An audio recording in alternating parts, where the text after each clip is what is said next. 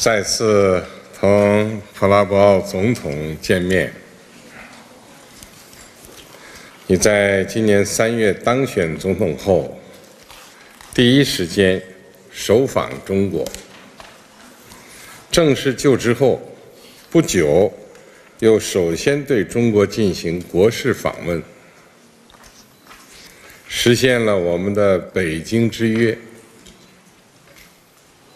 体现了你对发展中印尼关系的重视，也展现了两国关系的高水平和战略性。相信在你和新一届政府有力领导下，印度尼西亚将坚持独立自主的发展道路，在实现国家富强、民族复兴征程上不断取得新成就，在国际和地区舞台上发挥重要作用，朝着黄金印尼2045目标迈进。Your Excellency, I am very grateful you have received me once again, and I realize that today is a Saturday evening, and yet you still receive me with a state ceremony. Thank you very much. Indonesia consider China not only as a... Ya, saudara sekalian, dan lagi-lagi Rizal Fadila ya. Dia tulis Prabowo kuda tunggangan, menarik. Ini tetap kita bahas. Kita bacakan dan nanti kita analisis ya. Sayang ini saya ada pertemuan dengan diundang salah satu partai yang pengen tahu tentang demokrasi ya. Ya, karena yang ingin saya sampaikan ke partai tersebut adalah tolong ya, kalau Anda berkuasa, Anda jangan membunuh demokrasi. Giliran Anda tidak berkuasa, Anda kemudian tiba-tiba mencari demokrasi. Jadi demokrasi itu harus tetap hidup dimanapun kita berada. Ada orang yang alergi dengan demokrasi. Why ada alergi dengan demokrasi? Karena inti dari demokrasi itu adalah freedom. Freedom of association, freedom of expression, freedom of speech. Kok kita anti alergi ya? Oh tetapi pemilu itu bukan budaya Indonesia. Itu pemilu itu salah satu instrumen saja dari demokrasi. Ya, toh bisa juga kalau mau Anda tidak suka dengan indirect election, direct election lalu menjadi indirect election, ya itu soal pilihan kebijakan. Tetapi demokrasi itu is a must, yaitu titik tumpu kedaulatan itu berada di tangan rakyat. Masa Anda mau balik ke tangan masjid, tangan gereja ya, seperti kedaulatan agama, atau ke tangan hukum? Ya, kedaulatan hukum iya, karena itu kita punya dua kedaulatan ya. Negara kita ini adalah kedaulatan rakyat, demokrasi sekaligus nomokrasi. Jadi tidak hanya kedaulatan rakyat, tapi juga ada kedaulatan hukum ya. Tapi intinya adalah ketika Anda berkuasa, ya Anda jangan mematahkan lawan politik Anda, menghilangkan area kebebasan mereka ya.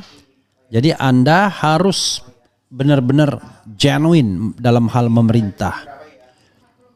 Begitu ya.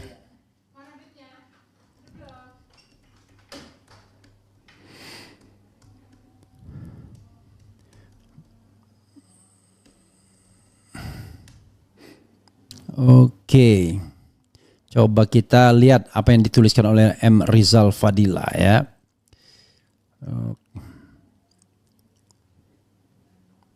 Kata Rizal Fadila, kuda tunggangan maksudnya apa?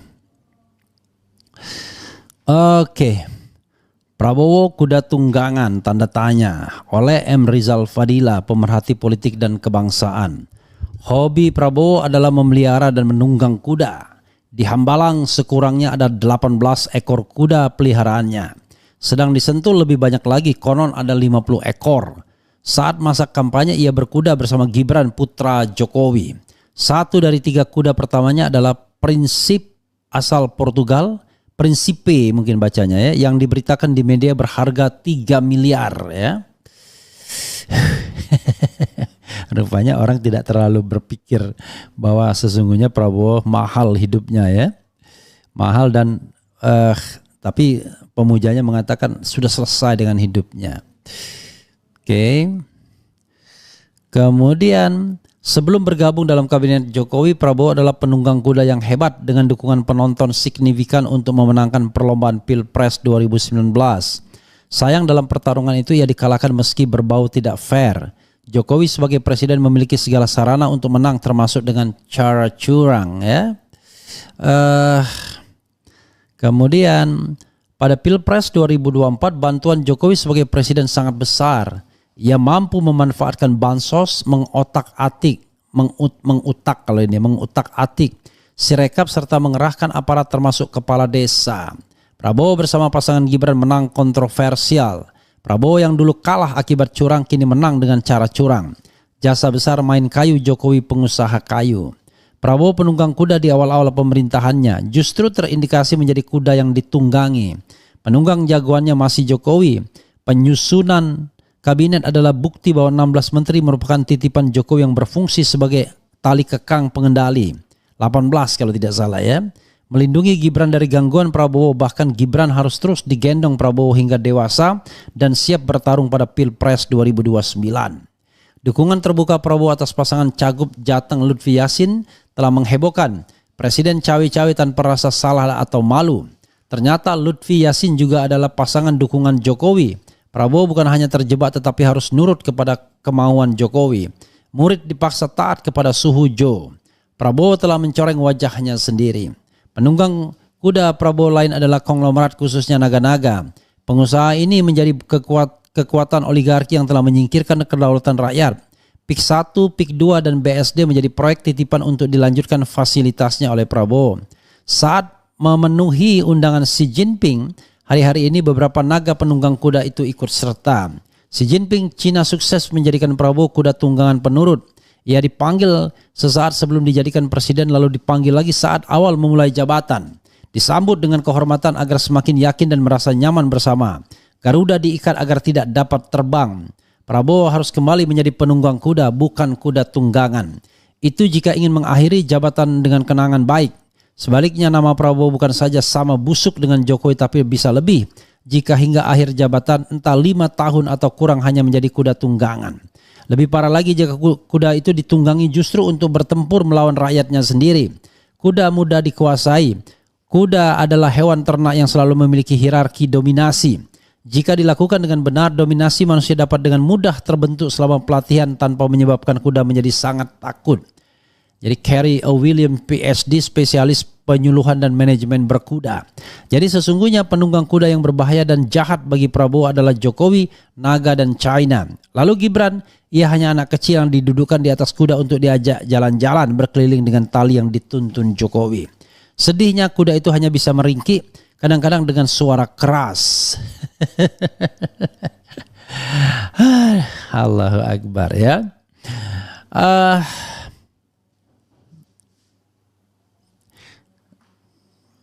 Oke, saya agak bingung sesungguhnya ya. Terus terang saja mau ngomong apa tentang fenomena Prabowo Subianto ini. Strategi apa yang sedang dia mainkan ya. Itu yang paling penting sesungguhnya. Kita tidak boleh melakukan saya seperti yang saya katakan, tidak bisa ada final judgment terhadap Prabowo yang baru memulai masa pemerintahnya 21 hari. Tetapi arah-arah yang diletakkan Prabowo bikin kita agak agak ngeri-ngeri sedap juga ya. Dia ke China bikin agreement yang secara tidak langsung kemudian mengakui klaim atas Natuna Utara misalnya. Ini kan menurut saya membahayakan ya. Kemudian Cina menyetujui bantuan danai program makan bergizi dan lain sebagainya. Apakah kita menjadi bahagia dengan itu ataukah sesungguhnya kita menjadi sedih ya? Kok program dengan semangat nasionalisme ini kok dibiayai oleh pihak lain? Kalau memang kita tidak mampu membiayai program itu sendiri karena dalam tanda kutip cuma makan-makan, ya sudah. Syukuri apa yang ada, hidup adalah anugerah gitu ya. Allahu Akbar ya. Ya, sobat era sekalian, saya tidak bisa lama-lama ya karena saya harus jalan ya. Meetingnya jam 12 sampai jam 16. Bung Refli masuk partai baru atau enggak? Enggak ya. Ya, tepatnya belum atau enggak ya. Hadir Bung Rafli, bukan Rafli saya, Refli, REFLY. Prabowo juga adalah salah satu dari peng-peng. Jenderal kok jadi kudanya si tukang kayu. Wowo macan di Asia, kucing di Solo. I don't know exactly. Sekali lagi ya, don't force me untuk membuat a final judgment terhadap Prabowo Subianto. Baru 21 hari bro. Tetapi kita juga harus ingatkan Prabowo agar jangan sampai kemudian terjebak dengan permainan yang sama. Permainan Jokowi. Permainan Jokowi itu adalah membuat negara kita menjadi punya poros Jakarta Beijing ya. Nah, itu yang